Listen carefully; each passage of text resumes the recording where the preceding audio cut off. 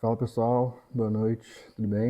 Hoje estou com um setup, com uma ambientação um pouco diferente. Estou aqui no sítio, em Lumiar. Acabei de chegar de viagem, são 2 horas da manhã, então por isso estou com um pouco com cara de cansado, talvez com a fala um pouco embolada. Então já peço desculpas aí de antemão.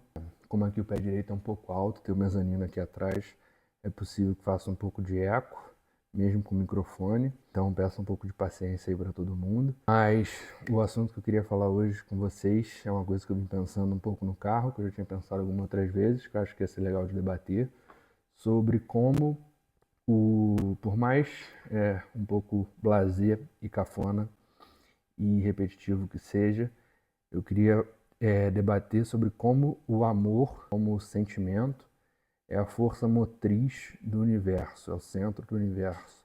Não de forma talvez literal, física, né? Como sendo a origem do universo sob a perspectiva física, mas sob a perspectiva talvez existencial.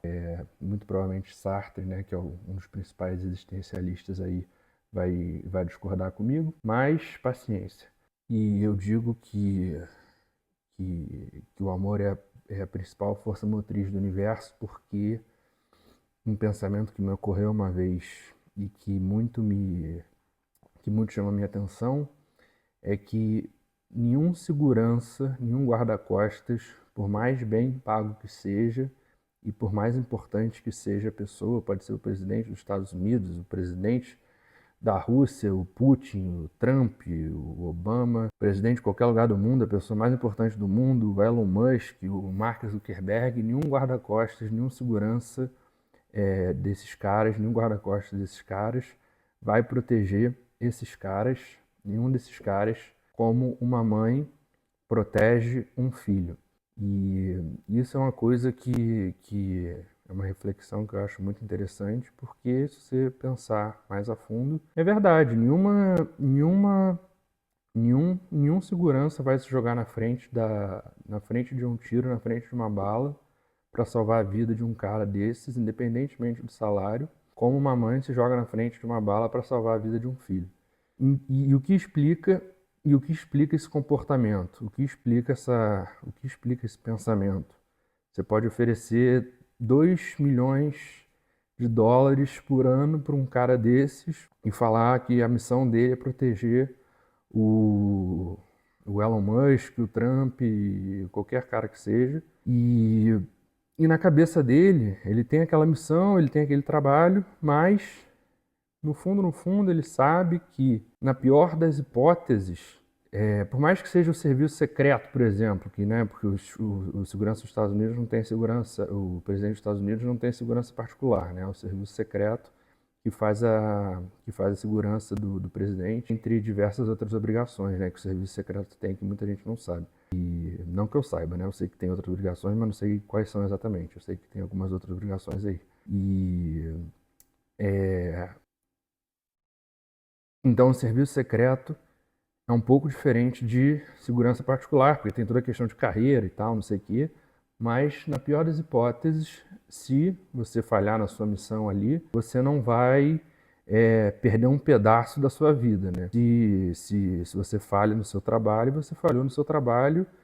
Não vou dizer que é como qualquer outro trabalho. Eu, como advogado, se eu falho no meu trabalho, se eu cometo um erro, é claro que terão consequências gravíssimas. Se um médico falha no seu trabalho, terão consequências gravíssimas, podendo até uma vida vir a ser perdida por conta de um erro médico. Se um agente de serviço secreto falha no trabalho dele, a vida do presidente pode ser perdida e tal. Mas o que eu estou tentando dizer é que ele não ama o presidente, não é um membro da família dele. Então, ele vai, obviamente, dar a vida pelo presidente. Ninguém vai se jogar na frente de uma bala para defender uma pessoa como uma mãe se joga na frente de uma bala para defender o filho. E esse é o meu ponto desse vídeo todo. O amor que uma mãe tem pelo filho é uma coisa que dinheiro nenhum no mundo consegue igualar, independentemente da posição, do valor do montante, independentemente de qualquer coisa.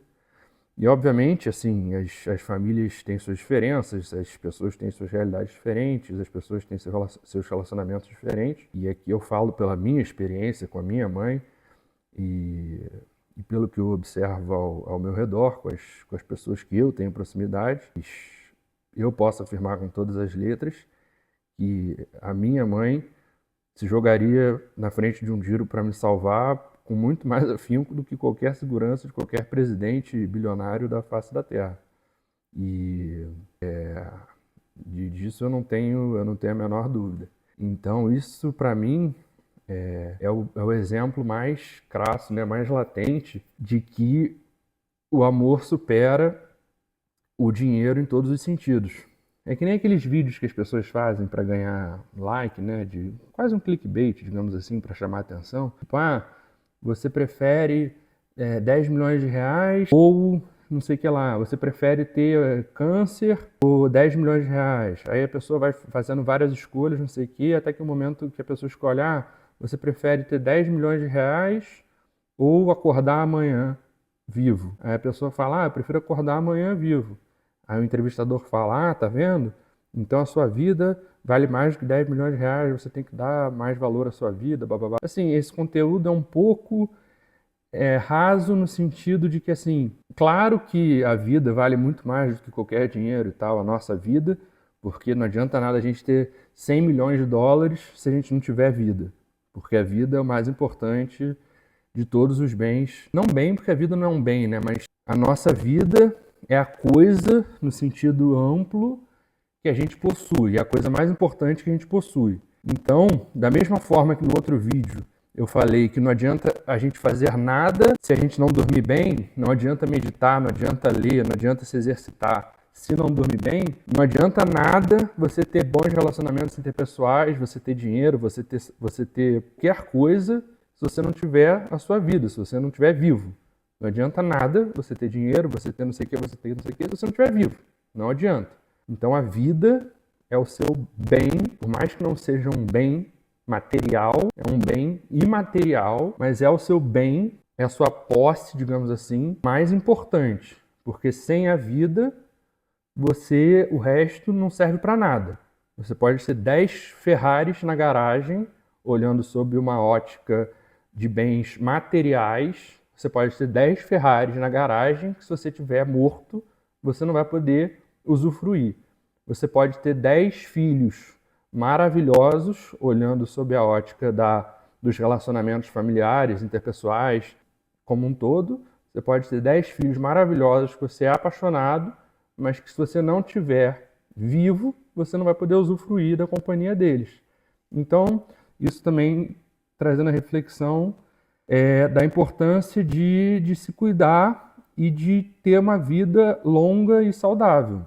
De que não adianta você ter 100 milhões de dólares e não ter a sua vida. Mas aí isso entra em outros 500, que fica para outro vídeo, sobre o equilíbrio de trabalho e vida pessoal, vida saudável, trabalho saudável, qual posição o trabalho deve ocupar na sua vida, e em algum momento a gente conversa sobre isso também, tá bom? Valeu, pessoal. Obrigado.